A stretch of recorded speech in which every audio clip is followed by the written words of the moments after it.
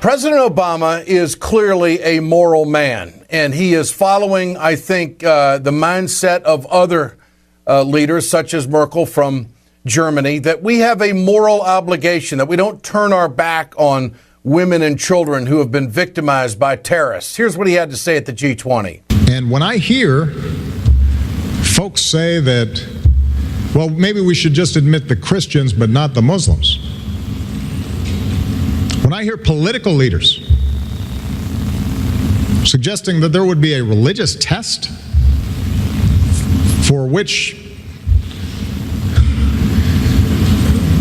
person who's fleeing from a war-torn country is admitted, when some of those folks themselves come from families who benefited from protection when they were fleeing political persecution, that's shameful. That's not American. It's not who we are. Respond to that, Marco Rubio. He's talking about you and your family coming from Cuba. So, I mean, human beings are human beings, no matter what decade it comes from or no matter what generation it comes from. I understand the security issue. Joe Sestak told us yesterday on this production that there's no doubt the United States has the tools to make sure that we make the right decisions as to who we let into the country. And we have a moral obligation. I lean in that direction. But the security is going to have to be extremely tight, and the vetting process is going to have to be tight. Now, this idea of allowing just Christians into the country was brought up by Bush and also Rubio. But here comes Ted Cruz threatening legislation. What Barack Obama and Hillary Clinton are proposing is that we bring to this country tens of thousands of Syrian Muslim refugees. I have to say, particularly in light of what happened in Paris, that's nothing short of lunacy. Might be lunacy in his world, but he's going to give us some lunacy legislation. That's what he is going to introduce. How far will it go? Let's turn to Congresswoman Lois Frankel, who is a Democrat from Florida. She is a member of the House Committee on Foreign Affairs. Congresswoman, good to have you with us. Good morning. Good to be with you, Ed. You bet. Do we bring in 10,000 Syrian refugees? Is this going to be a big debate in Congress? Well, you asked me two questions there. The first is, my own opinion is, we face this refugee crisis both with an open heart and a discerning mind. Obviously, the security of our people are very important, but we have to be a beacon of hope for those who are suffering around the world. So, and I believe we can do both. However, I will tell you this, many of my colleagues do not. And we expect there may even be a fight in terms of passing a budget, because there are going to be some who will try to propose some measures that would prevent the president from bringing in any Syrian refugees. I mean, this is new territory for the United States. This is banning Muslim Syrian refugees coming to this country, as the president talked about, a religious test. You say that you're with the president on this, that we have a moral obligation to do this. But I think gauging just how big a fight this is going to be in Congress is where the American people are what they're trying to judge right now. You think there'll be a budget fight over this?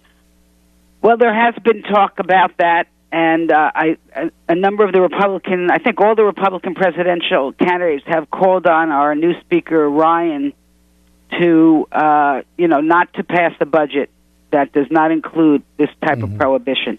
What do you think of all the governors now who are stepping out saying that these Syrian refugees will not be allowed in their state?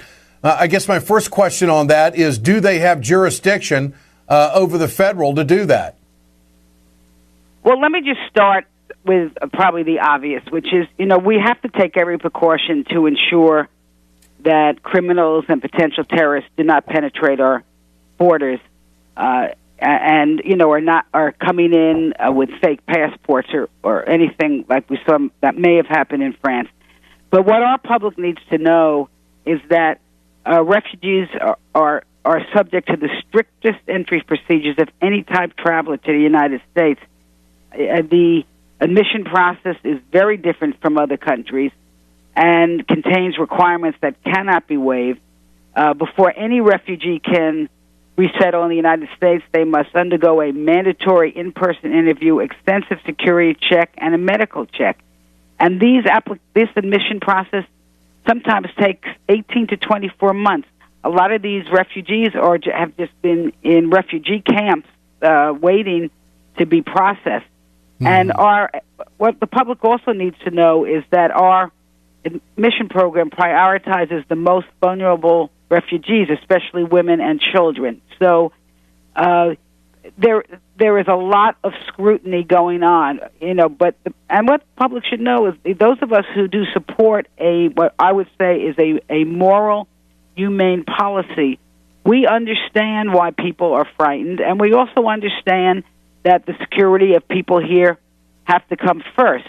With that said, opening our doors to the refugees not only is a moral imperative, but the failure to have a reasonable, humane, constitutional policy will create a backlash that we will feel for years to come, because there'll be a whole new group of young people growing up who were subject to horrific attacks in Syria.